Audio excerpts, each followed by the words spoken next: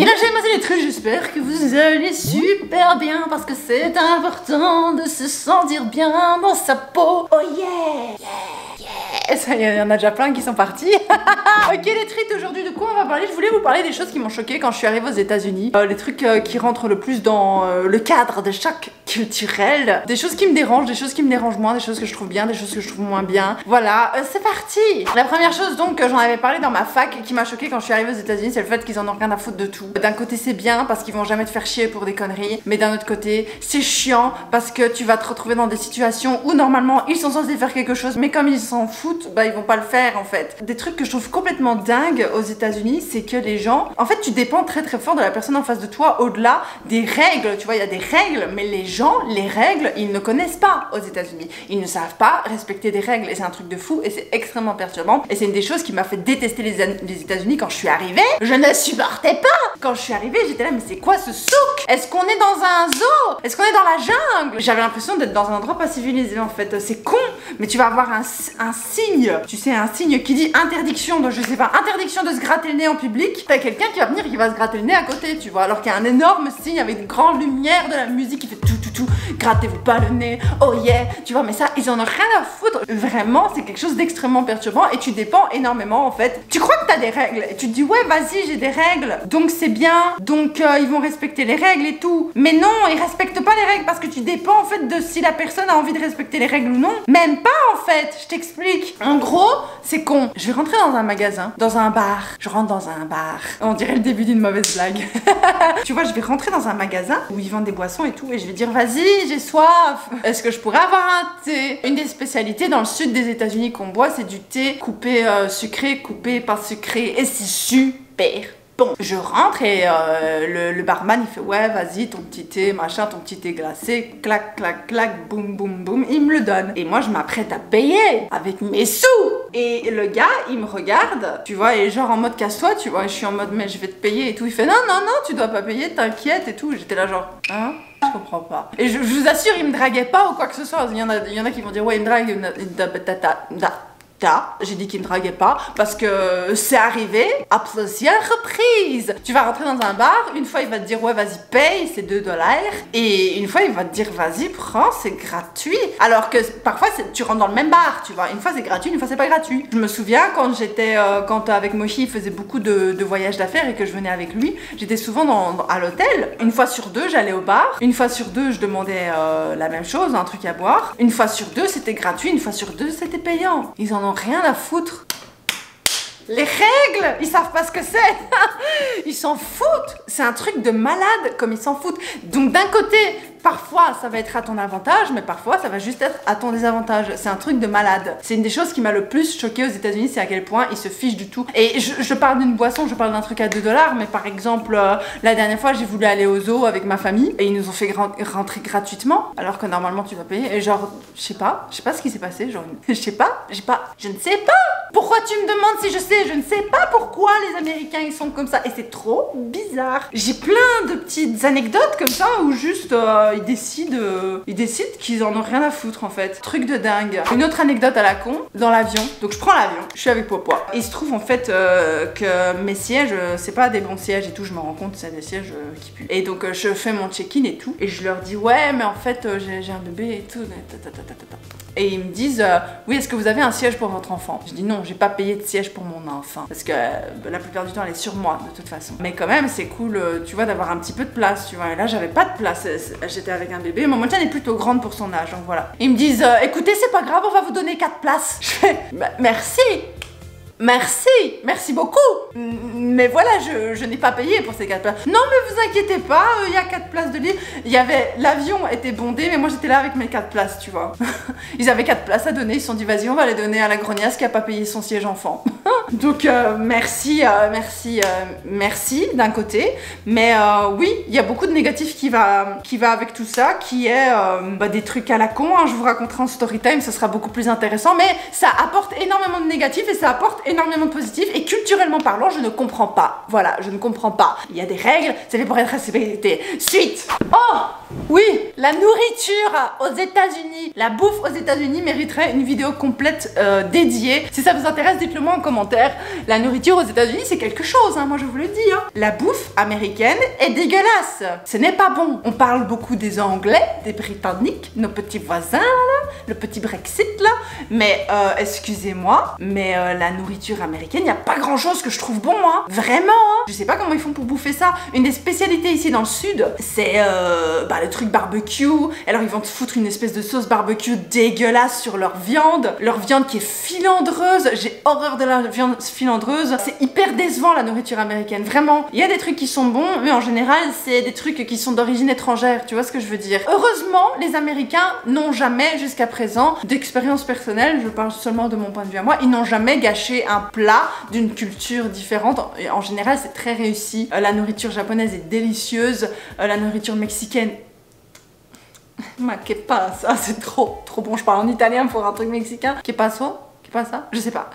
Mais non, la bouffe mexicaine, le Tex-Mex, c'est délicieux. La bouffe chinoise aux États-Unis. Attends, la bouffe chinoise, est-ce que c'est bon? Oui, c'est très bon. La bouffe coréenne, c'est incroyable. C'est délicieux. Quelque chose qui est chouette ici, c'est que la plupart du temps, quand tu vas dans une restauration d'une certaine culture, ce sont des gens qui appartiennent à la dite culture qui cuisinent pour toi. Donc t'as la vraie bouffe en général. Et c'est ça qui est très chouette par rapport au Japon, par exemple, où beaucoup de fois, tu vas dans un restaurant italien, dans un restaurant français, dans un restaurant mexicain, nanana, tu vas te retrouver avec des japonais qui cuisinent et ce sera complètement adapté à la culture japonaise. C'est pas plus mal, je dis pas que c'est mal, mais c'est vrai que c'est très agréable aux États-Unis quand tu vas dans un restaurant de cuisine étrangère, c'est souvent la personne de la dite culture qui va cuisiner pour toi et c'est beaucoup plus authentique. Ah, c'est bon, mais la cuisine américaine, je vous jure, ça sert à rien. C'est pas de la nourriture pour moi. Je suis désolée s'il y a des Américains qui me regardent. I'm so sorry, man. It's not good. It's just not good. I don't understand why you eat like that. I mean, taste is okay. You like good, tes goûts, c'est bon, goût, couleur et tout ça. Tout est dans la nature, hein, y a pas de souci. Mais vraiment, je vous jure, tu vas aux États-Unis quand tu fais un truc de bouffe américaine, c'est principalement c'est des sandwichs à la con, des hamburgers. Les hamburgers sont délicieux. Attends, là je suis mauvaise langue. Hein. Les hamburgers aux États-Unis, c'est quelque chose, ça je peux te le dire. Et en même temps, est-ce que c'est étonnant? Mais je pense que c'est la seule chose de nourriture américaine qui est bonne aux États-Unis. Laisse-moi réfléchir. Ah, les toasts à l'avocat. Délicieux parce qu'ils ont de bons avocats, mais je ne sais pas si c'est de la cuisine américaine. Les hamburgers sont très bons, les frites sont bonnes, ok, ouais, admettons. Le reste, pardon, mais pas du tout quoi. Mais allez, si t'aimes ça, tant mieux, hein. Mais voilà, après chacun ses goûts. Et un truc qui m'a extrêmement choqué aux États-Unis, c'est quand tu leur demandes si c'est piquant. En fait, ils adorent la bouffe hyper piquante ici. Et alors tu vas demander un truc non piquant. Mais pour eux, non piquant, c'est quand même piquant, tu vois? Et du coup, tu vas quand même te retrouver avec de la nourriture piquante. Si tu dis not spicy please, ils vont quand même te donner du spicy please. Et ça, c'est chiant. Et ça m'a choqué. Parce que, je vous jure, au début, j'étais fâchée. Mochi, il se ramenait avec la bouffe. Ouais, c'était pas... Et il a dit, c'est pas spicy, nanana. Et je mange, et je fais, mais c'est super spicy, fieu. Et je me fâche sur lui, je lui dis, t'as pas dit que je voulais pas épicé. Et c'est ta faute. Et après, je vais demander au serveur, je dis, ouais, vous m'avez dit pas épicé. Il me dit, mais c'est pas épicé, madame. Je reviens chez Mochi, je dis, ouais, c'est quand même tous des cons, ces Américains. Non, vraiment, fâché. Mais je vous explique, pour ma défense, j'ai un problème de langue. J'ai une langue géographique qui fait que je ne peux pas manger épicé. Le chili, tout ça, not for me, hein. Je peux pas, sinon j'ai la langue qui pisse le sang. Voilà, donc ça c'était un point que je suis l'incompréhension du choc culturel de la vie. Une autre chose qui a plutôt, ça c'est pas tellement négatif, mais ça a plutôt déconstruit un cliché que j'avais par rapport aux États-Unis, c'est les quantités. Ça c'est un choc culturel, mais c'est un choc culturel plus ou moins positif. Je vous explique, je développe, écoutez-moi avec vos petites oreilles de trite. En gros, vous savez que les États-Unis sont quand même vachement connus pour leur quantité mirobolante. Est-ce que c'est un mot qu'on utilise souvent? Non, personne n'utilise ce mot. Quoi qu'il en soit, tu vas commander un truc, tu vas commander une salade médium, tu vas te retrouver avec une salade comme ça, je rigole pas. Mais quelque chose que j'adore aux États-Unis, c'est qu'en réalité, les gens ne finissent pas leur salade. Et là, t'es en train de dire, ouais, c'est du gaspillage. Attends, en gros, tout aux États-Unis, tu peux le prendre to go. En fait, à la fin du repas, aux États-Unis, on t'apporte souvent des boîtes qui sont parfois en plastique, mais très souvent en carton pour mettre ta nourriture et te crasser avec. Et en fait, t'as encore à manger pour les 3 jours qui suivent, pour peu que ta nourriture, tu la mettes dans le frigo. Tu vois ce que je veux dire? Et ça, je trouve ça trop bien. Donc d'un côté, en arrivant aux États-Unis, quand j'ai vu les quantités, j'ai dit ouais, c'est vraiment beaucoup. Mais j'ai vite compris en fait que t'étais archi pas obligé de finir de manger et que toutes les personnes autour de moi dans le restaurant ne finissent pas en fait. En fait, quand t'achètes un repas, tu l'achètes pas juste pour manger maintenant. Tu l'achètes pour manger aussi chez toi après. Et ça, je trouve que c'est un très bon système. C'est un système qui n'est archi pas présent au Japon. Au Japon, tu peux même pas imaginer la plupart du temps. C'est pas tous les restaurants qui sont comme ça, mais on va dire 99% des restaurants, 99% pour les Belges. Tu vas leur demander une boîte pour mettre tes trucs à emporter. T'as l'impression de les insulter ou de leur parler dans une autre langue, quoi. Alors qu'aux États-Unis, c'est juste le truc le plus naturel du monde. Et aussi quelque chose que j'adore aux États-Unis, c'est que quand t'achètes une boisson, moi je te jure, j'étais comme ça. J'y croyais pas. Je disais à moi, t'es sûr? Et t'es sûr? Je vais pas avoir des problèmes, hein? Parce qu'en gros, quand t'achètes une boisson, ils vont te donner un verre et tout, mais ils vont déjà te donner le méga verre et tout. Donc ça c'est bien. Et ils te servent, machin. Et en gros, en fait, quand t'achètes ta boisson, tu l'as à volonté pendant le reste du repas. Et en plus, tu peux la demander to go avec le reste de ton repas. À la fin de ton repas, non seulement le serveur, il te demande pas ton avis, il vient te resservir encore. Donc c'est trop bien. En fait, tu peux boire à volonté alors que t'as payé $2 pour ton coca par exemple, j'ai envie de dire. Et après à la fin du repas tu dis voilà, j'ai fini, je peux avoir ma petite boîte à emporter. Il t'apporte ta petite boîte et il t'apporte aussi un autre verre en frigolite là. C'est de la frigolite, je crois. Non, c'est pas de la frigolite, c'est pas possible. C'est de la frigolite ou pas? Bref, il t'apporte un autre truc à emporter, là. Avec la petite paille en carton, là, et tout. Bref, c'est trop cool. Moi, j'aime bien. Je trouve ça vraiment très, très bien. Je trouve que c'est chouette d'avoir à boire tout le temps, d'avoir systématiquement de l'eau. Je pense que c'est le cas en France, mais ce n'est pas le cas en Belgique. Et c'est fort dommage de pas avoir de l'eau à volonté. Pour moi, ça devrait être systématique de pouvoir boire, tu vois. Ok, du coca, de la iced tea, machin. Bon, à la rigueur, c'est pas vraiment nécessaire, mais au moins de l'eau, quoi, les gars. De l'eau quoi. Voilà, c'était mon 3e point. La 4e chose qui m'a choquée aux États-Unis, c'est les routes. Oui, les routes aux États-Unis, je ne comprends pas. Je comprends et je comprends pas. Parce que les États-Unis, c'est super grand, c'est immense, c'est large. Et du coup, de fait, tu as des routes qui ne finissent pas. Mais le problème avec les États-Unis, c'est que contrairement au Japon, c'est mal desservi. Les transports en commun, tout ça, ça fonctionne pas aussi bien qu'au Japon. Au Japon, t'as pas de problème. Bon, après, le mythe de tous les trains japonais sont à l'heure, ils sont à l'heure, ok, beaucoup plus à l'heure, c'est sûr qu'en Belgique, mais il y a des retards aussi au Japon, ne vous inquiétez pas. Hein. Restons réalistes et arrêtons d'idéaliser à outrance le Japon à ce niveau-là, même si clairement, le service de train japonais est tellement supérieur au service de train américain. Et en gros, c'est super mal desservi aux États-Unis, mais le problème, c'est qu'aux États-Unis, t'as des distances qui sont juste incroyables d'un point A à un point B. En fait, tu dois toujours prendre ta voiture pour aller quelque part. Et non seulement ça pollue de fou, donc c'est hyper frustrant, mais en plus de ça, je dois passer mon permis de conduire maintenant et j'ai pas envie. Moi, j'ai vécu à Bruxelles. Bruxelles est super bien desservie au niveau des transports en commun, j'ai jamais eu de problème. Après, j'ai vécu au Japon. T'as pas besoin de voiture au Japon, hein.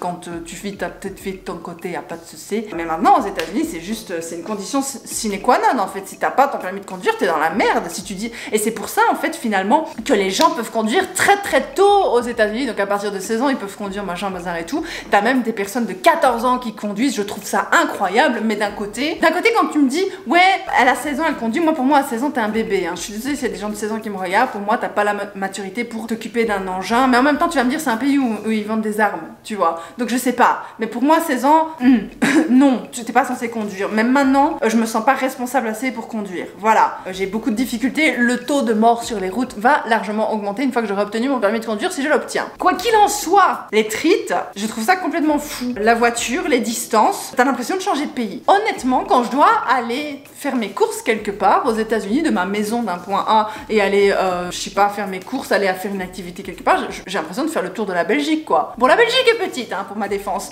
mais j'ai l'impression, franchement, tu vas allez, t'es à La panne quoi. Vous connaissez la panne? C'est la mer.